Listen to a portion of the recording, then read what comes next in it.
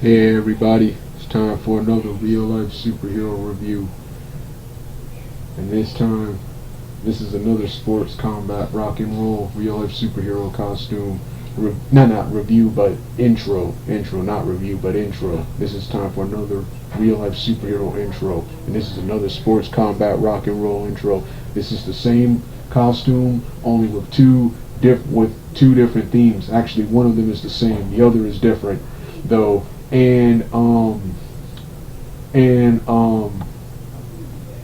the costume's the same. Everything's the same except I won't be wearing the jacket. But other than that, everything else will be the same. However, sometimes my footwear will be different too. There will be 2 to 3 versions. I'm thinking about doing a nighttime version too, because when I actually get to the reviews, it'll probably be at nighttime, and I kind of, while they don't always have to, I kind of like both parts. I kind of like both parts to match. So yeah. So yeah. With that being said, let me get started right now.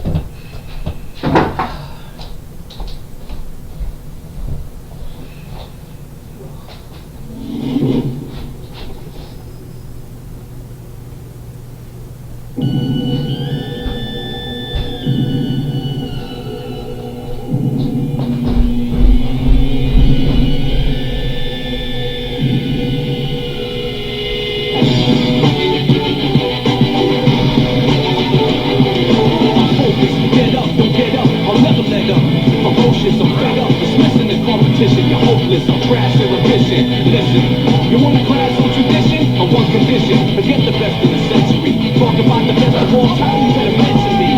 Essentially, I'm the best that's ever gonna be. I hold my ground, you never take it from under me. Don't run to me, it's gonna be trouble. I hit you so many times, you see triple and double instead of one of me. I got more heart, more ways to tear you apart. I lay you down early on, or maybe in the later round. It's no different to me. If you tap out, cash out, see, pass out for free.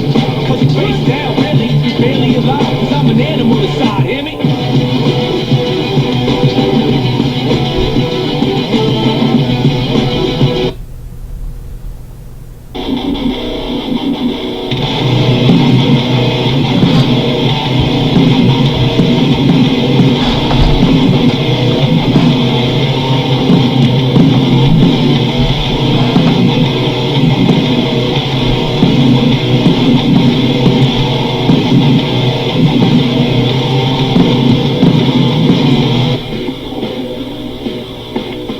This is my calling, I've got to answer.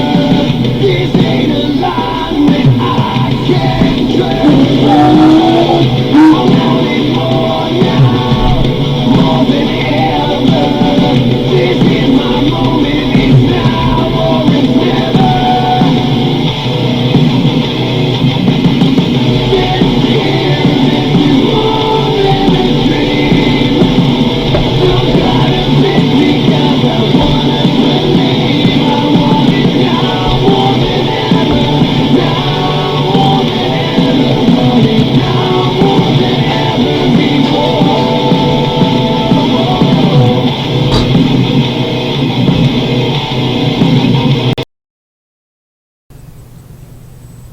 Hey everybody, it's time for my part 2 on camera real life superhero review of all of the He-Man cartoons and the 1987 movie, and my short thoughts on the most recent He-Man cartoons to come out, the 3 most recent. Yeah, this is the, as you can see by the view, the camera's this is the daytime on camera real life superhero version. I will have the ninja swords in this. These are the only sword-like objects I have. Yeah, He-Man has a different type of sword, but these are the only sword-like objects I have. I thought about using the sticks a little bit, which would probably have been much more appropriate for this review, but I wanted a sword base. One of the episode or season reviews will probably have the sticks, as they're just more appropriate, even though they're not swords.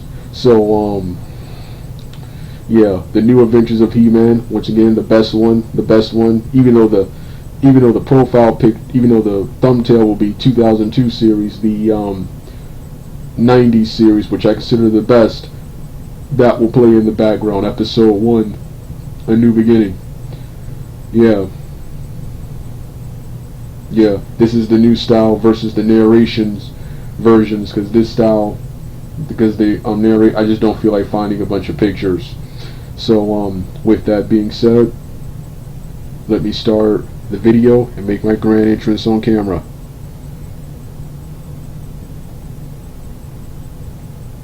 My name is Adam of Grayskull. When good is threatened by the power of Eternia,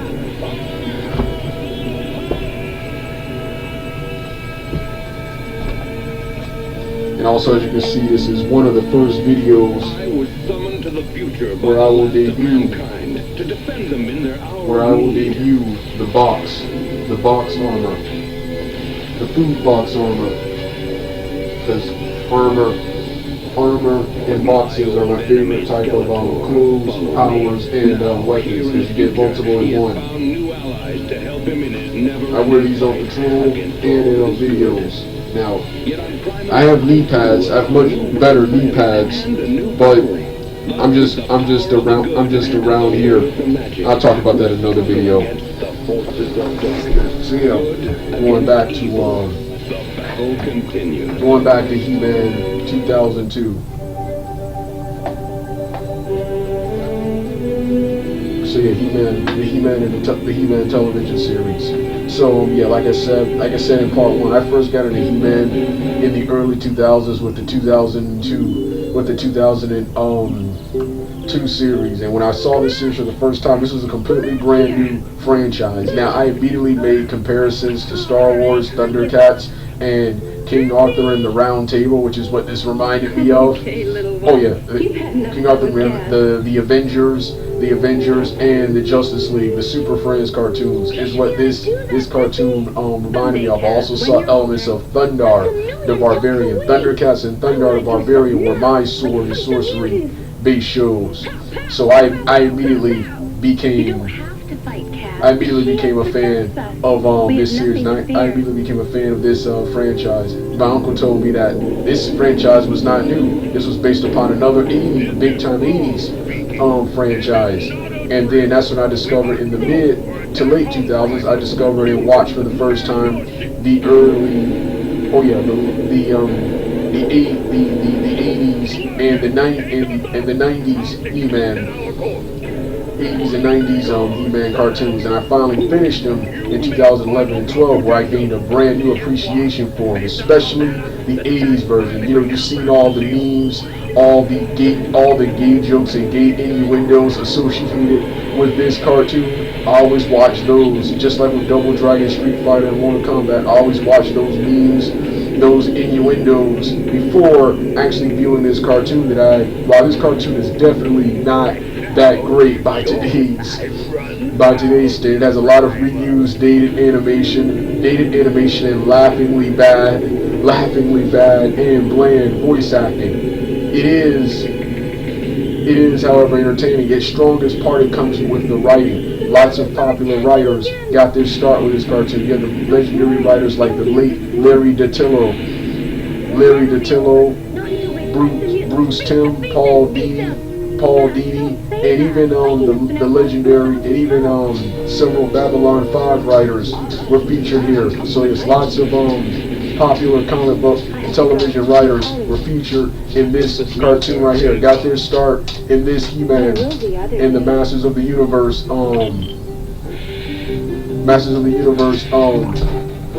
cartoon. So that's I was surprised to see how strong the writing was, especially when you got to the sequel series, She-Ra, which I'm about to get to in a minute, which was much better.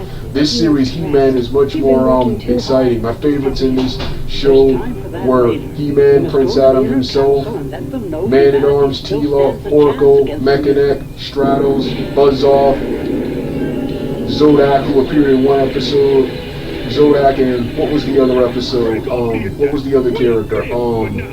who's after Zodiac? Oh yeah, Kai Fisto. Kai Fisto, who appeared in one episode. Yeah, Kai Fisto. Manny Faces, one of the coolest masters ever. Manny Faces. Manny Faces, King Randar and Queen Marlena for the good guys. Then we go to the bad guys in this series. We go to the bad guys. I think this is the worst incarnation of them, but Skeletor, even though the 80s version, in my opinion, is the worst version of them. Skeletor, Beastman, Evil Lyn, Trapjaw, Triclops, Too Bad, and another one. I don't know if he ever appeared, but another cartoon character named Jujitsu and Cobra Khan were some of my all-time favorite bad guys, alongside a one-time villain called the Game Master. Yeah, these were my favorites in this particular version. There are other characters in other versions too, but that was in this version, the 80s version. Another plus was the soundtrack, the He-Man intro and background theme was some of my all-time favorite. Whenever He-Man does something heroic, that He-Man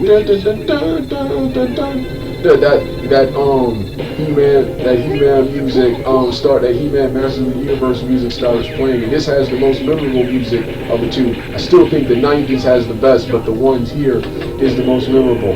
Now going to the voice acting. The voice acting is laughingly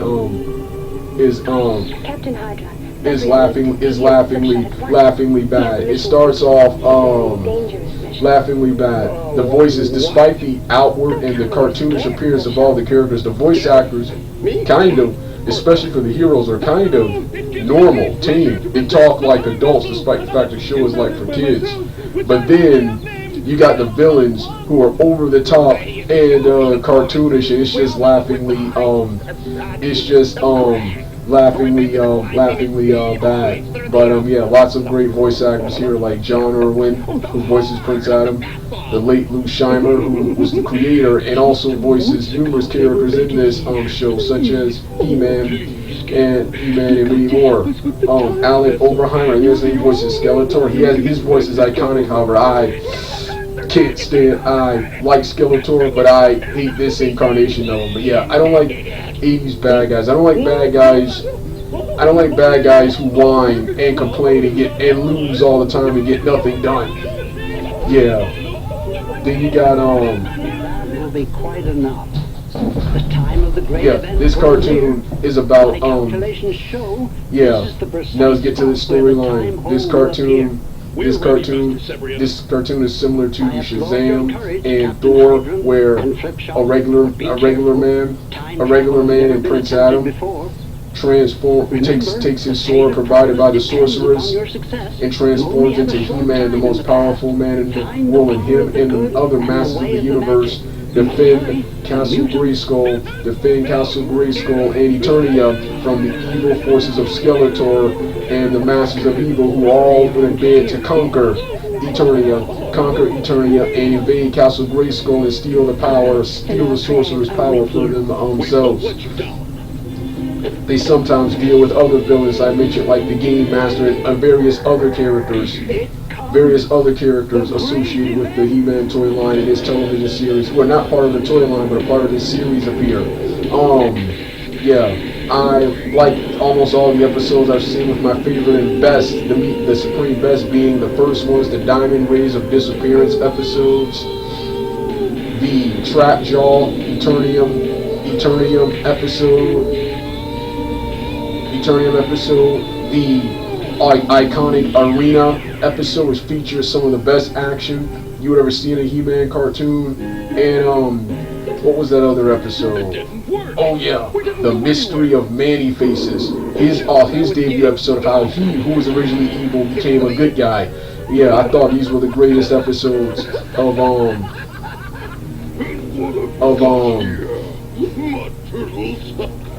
the series. Yeah. Now here come the bad points of this cartoon. The bad points of this cartoon were this cartoon was created solely to sell toys. So sometimes the storyline was all over the place, and characters would appear and reappear with little explanation. They sometimes try to give an explanation, such as with Skeletor, while some of his minions are missing. Missing is that they're in jail, when in reality they were dealt away with to make way for other characters, with Beastman being the only constant henchman throughout the series. Start towards season 2, other characters like Trapjaw will be slowly phased out. In one episode, with no explanation, Evil Lyn and Beastman appear working for a villain called the Game Master with no explanation. I highly doubt Skeletor would lend his warriors to lend his warriors and help them lend his warriors to someone else, which those warriors will help that person conquer Eternia, and steal the power for himself, steal the powers for themselves. So that's the issue I have. This will be corrected in the future He-Man adaptations after this, where it'll be more about the storyline than the toys. But yeah, then you got the so yeah, that was the He-Man cartoon. Then the next one was the She-Ra and the Masters of the Universe cartoon. Now She-Ra, on the other hand, while I enjoy the He-Man cartoon better, She-Ra was vastly superior. Better production values, better animation, better music, including the iconic "I have the power, I have the power." Like that.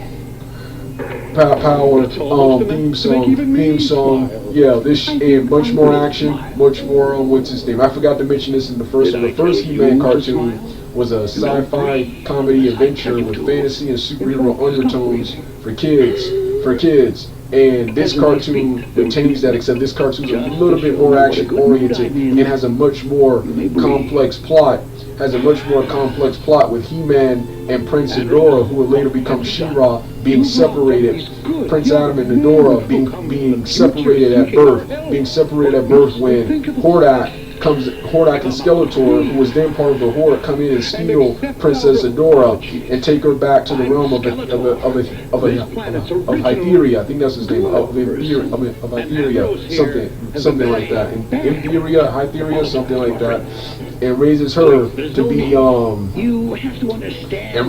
be evil by having her constantly trained in the tower. Therefore, she doesn't see that Hordak and his group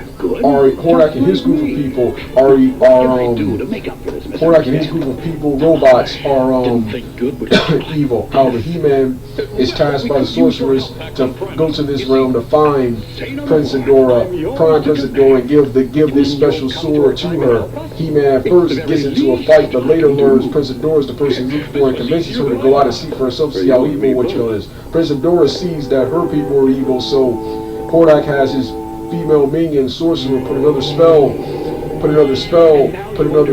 on her, but He-Man is able to once again make her overcome the spell and become She-Ra, and She-Ra goes back to Eternia with He-Man. Hordak follows. Hordak teams up with Skeletor, but when they get captured, Skeletor double crosses him, and together He-Man and She-Ra clean house of Skeletor and his minions, and She-Ra goes back to her world because Hordak is still free in his world, and she has to liberate her world before she can return to her home, which is Eternia. One thing of this show opened with a 5-episode movie part titled He-Man and the Secret Sword, which this was actually released theatrically back in the 80s. I was surprised Filmation, the low budget Filmation was able to make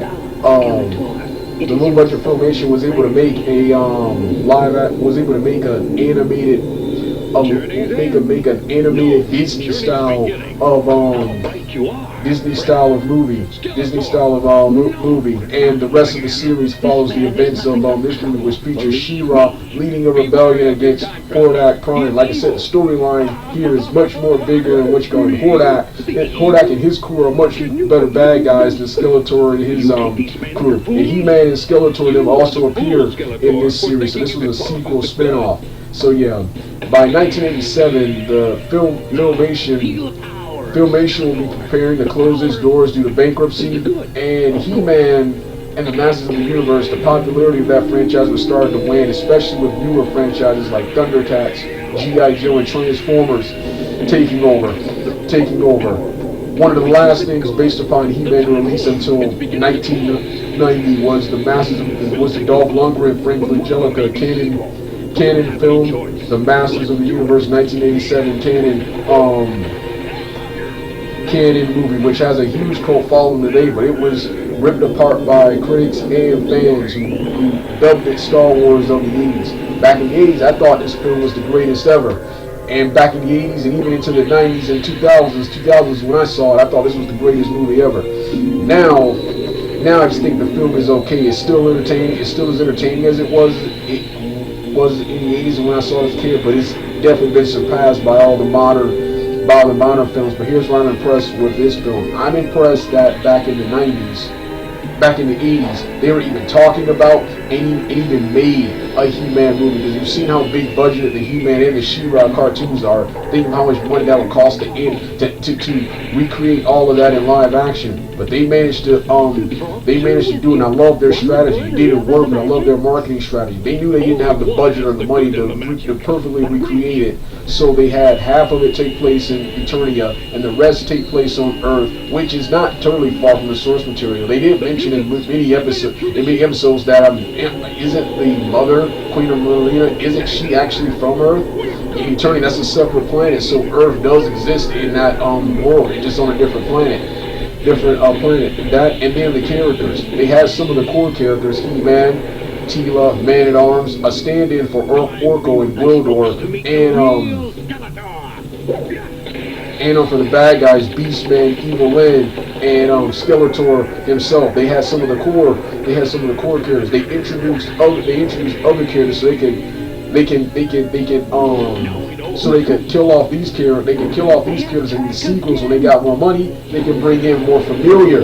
Characters. Of course, this didn't work because the film was a box office flop. They later took the sets and made Jean-Claude Van Damme Cyborg in 1989. But in my opinion, I'm still mad. They haven't made a rebooted He-Man where Shazam, Thor, the Star Wars movies, and Shazam, Thor, the Star Wars and Avengers movies are pretty much the modern day superior Masters of the Universe film. The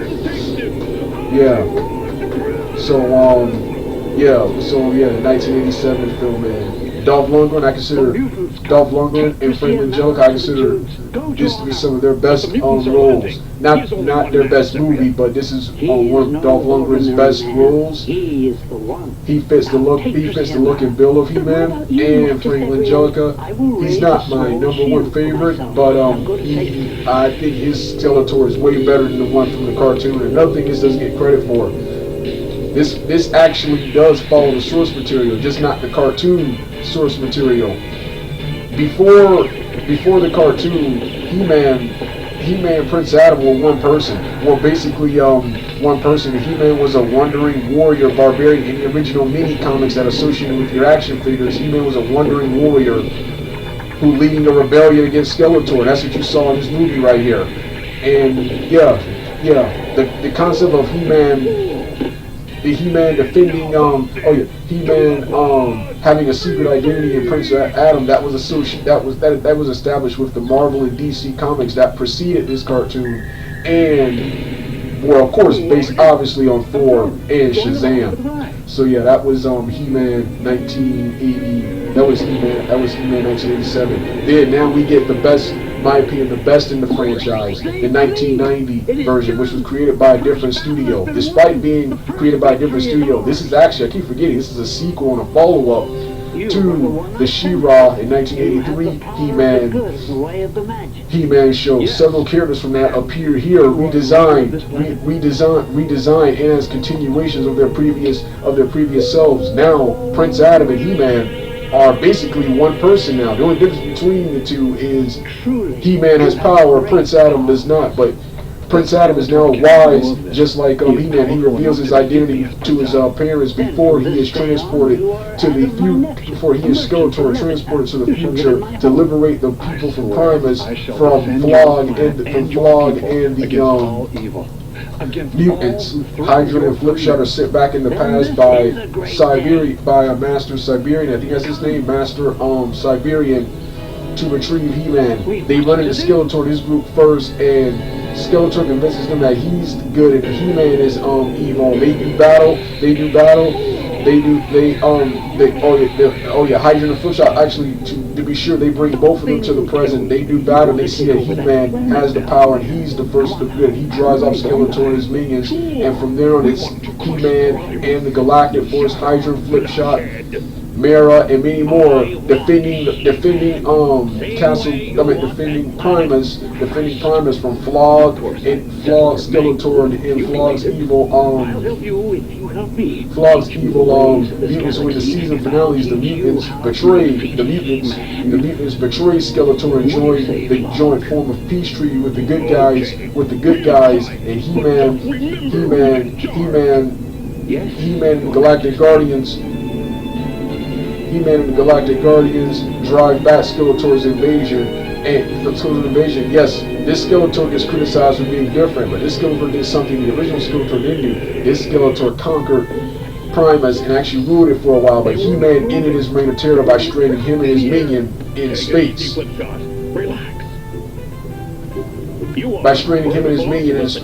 So that's He-Man and the Masters of the Universe. So that's He-Man in the 1990 series. This show is like a hybrid of Flash Gordon, Thundercats, the late 80s and early 90s Japanese animation, and sci-fi action Saturday morning cartoons like Centurion, Spiral Zone, Visionaries, Dungeons and Dragons,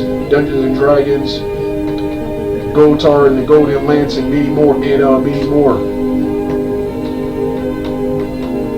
You also had the coolest Ocean Dub actors and soundtrack here who Heim Saving and Shoot Living, who I envision as much younger people. They worked on the 80s version too. Yeah, I saw this cartoon for the first time in the mid to late 2000s, finishing in 2011 and 13, and like I said, I consider this cartoon to be the best. Be the best He-Man cartoon of all time. It's also the most complete. The 80s version is the most popular. This one is the most complete. It sucks this franchise was short-lived, and I heard the new one ignores this. Yeah, next one. He-Man. Oh yeah, the Cedar Part 1 off-camera webcam version, link will be in the description box below. Now, for Part 3. After this, there will not be another He-Man cartoon until 2002. Highlander, the animated series, and Conan the Destroyer Barbarian cartoon. These will be the He-Man replacements until 2002, where a new He-Man franchise from Mike Young Productions would debut. Whereas the future one took us to the futuristic, whereas the 90s ones took us to the futuristic world of Primus, this goes back to 2002. Goes back to the 80s. Castle Grayskull, Snake Mountain. It's basically an edgy, action-oriented remake of the 80s. Whereas the 80s was a sci-fi comedy adventure cartoon with superhero and fantasy overtones for kids. This is a straight-up action adventure. This is a straight-up action adventure, sci-fi comedy adventure, cartoon movie, cartoon style movie for kids. Whereas the previous two felt like Saturday morning cartoons, this feels more like a movie. It still has the goofiness and silliness of it. This is much more serious. All of the campy, gay overtones, they're out. This is straight up edgy. And this is probably considered to be the best He-Man cartoon of them all. I consider it the second best because it had it all except for a legit ending where they resolved everything. They beat the Snake Man, some of the most scariest main antagonists I've ever seen in a Saturday morning cartoon. But it ended right before it was going to get real good when Hordak She-Ra were going to be introduced into the franchise due to low toy sales and low ratings. See, this show premiered at a bad time. It premiered in the early 2000s. Early 2000s, it was all about Japanese anime. So unless you were a Marvel, DC, Star Wars cartoon, no one cared about you. And I wish they would have been patient, because by the mid to late 2000s, 80s nostalgia started becoming popular again, and this show would have been more popular. And then the people who were around in the 80s to see the originals, they didn't care about this one. They had grown up in the younger generation. My generation just really didn't care, as a whole, really didn't see or care about this cartoon. But I think, like I said, I think it's one of the best cartoons Toonami and Cartoon Network has ever had. Cartoon Network has ever had. It was awesome as a kid. It's even more awesome as an adult. The first season was okay. It was okay and a good start to the series. I love the stronger emphasis on storytelling, character development, and the more screen time for the other masters of the universe. And then I like season 2. Season 2 was vastly superior. He-Man gets some very cool new silver and gray snake armor. He deals with not only Skeletor, his man, but also King Hiss, Rattler, and the Snake Man. And also has to contend with and later team up with Zodak, who appeared in the 80s version, but he has a larger anti-hero role. He's basically the anti-hero of Masters of the Universe. So role similar to Wolverine in this cartoon right here. So yeah, Hordak. Zodak and King Hiss, man, like I said, are the scariest man ever. King Hiss, there was a toy commercial from them in the 80s, but they never got to be introduced in this cartoon. They finally made it into this cartoon right here, and man, was it's awesome. This is the one thing, this is one of the two things this cartoon did that the 80s and 90s version could never do. They brought King Hiss and his men into this version, and not only that, they also brought in the hilariously awesome character, the mutant skunk villain, Stinkor, champion of Stink. They brought him into the franchise. We had the most hilarious episode ever, the sweet smell of victory. The entire King Hiss Snake Man saga and the Hordak episode setting up his appearance, followed by from season 2, followed by season 1's Sky War featuring Stratos and Buzz-Off, the Council of Evil Part 1 and 2, where Skeletor for the first time, Skeletor and the Masters of Evil 1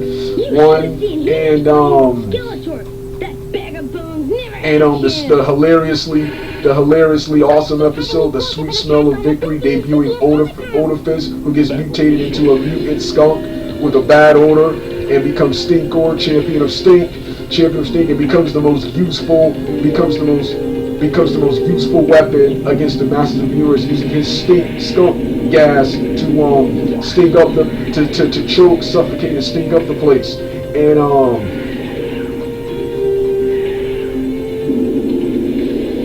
And the episode Trust, which is the 2002 remake of Trapjaw's legendary Eternium episode from the 80s. I like all the episodes, but these are my all-time favorite and best. The Machine episode and the Walk with Dragons episode of season 2 are, in my opinion, the weakest of the series. But yeah, what a phenomenal series this was. It doesn't have the memorable soundtracks of the previous ones, but the soundtrack was awesome. The intro is pretty cool. Too, and I love the more they encounter more depth. There's more depth with the characters, especially He-Man and Prince Adam. Prince Adam has to, in order to protect his family and friends, he has to, only Oracle and Man-at-Arms know his secret. He has to keep his identity hidden from everyone, especially Tila. So he has to portray a coward as Prince Adam. He has to portray a coward as Prince Adam in front of King Randor, Marlena, Tila, and all the Eternians, but he gets to show off when he's He-Man. So yeah, what a phenomenal series. Skeletor, I still think the 90s version, but he's much more threatening here than he was in the 80s version. So yeah, man. Like I said, the show had it all, and I would consider it's one of the best cartoons ever, one of the best Saturday morning cartoons ever, and one of the best cartoons Cartoon Network and Toonami's ever had.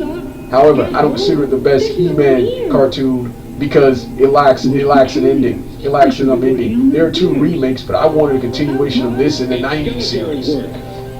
So, yeah, after this there will be no more He-Man cartoons up until 2020 and 21. You have the first one, Grayskull, which is still running now, which is a sequel to the 80s version where He-Man and Skeletor killed each other. I haven't seen it yet, but it looks okay. It's got a mixed negative reception. Then there was a 2018 She-Ra cartoon, which looks okay. This has got a mixed negative reception too. And then you got the best one in 2021, The Incredibles, New Adventures of He-Man, Stormhawks, CGI based cartoon that looks real. This looks real awesome. I just haven't taken the time to watch any of these because the 80s and 90s and 2002 version are vastly superior. But when I get finished watching and reviewing those, I would definitely take a look at these. I did want He-Man to make a comeback, except I kind of wanted to try to finish the other He-Man cartoons. So yeah, this was my on-camera webcam real life superhero review of He-Man. To see the part 1 webcam version, the link off-camera version, the link will be in the description box below. I also apologize for the brief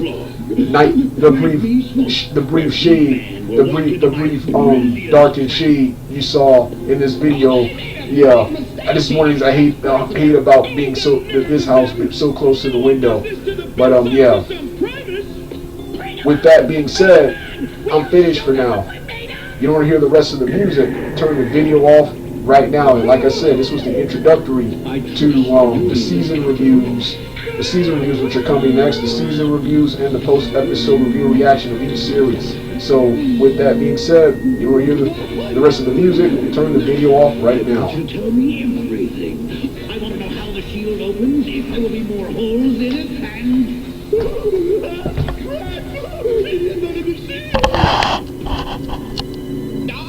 I did not! Everyone knows the shield was Alcon's idea! That's a lie! I was against the shield from the start! Gimbal started working on it months ago!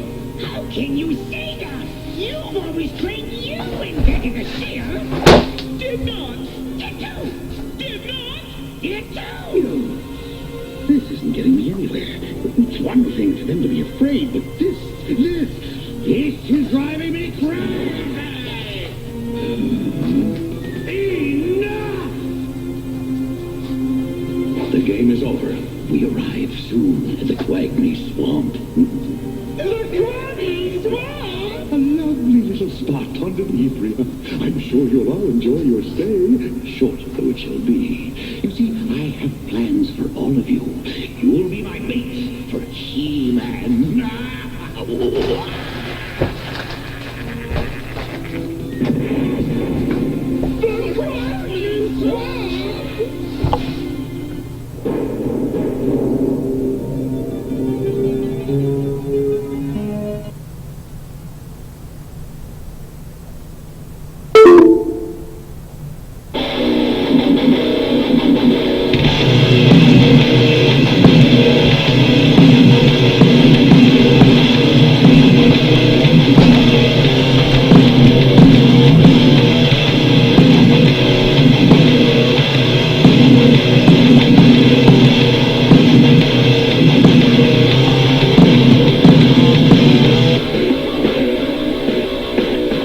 This is my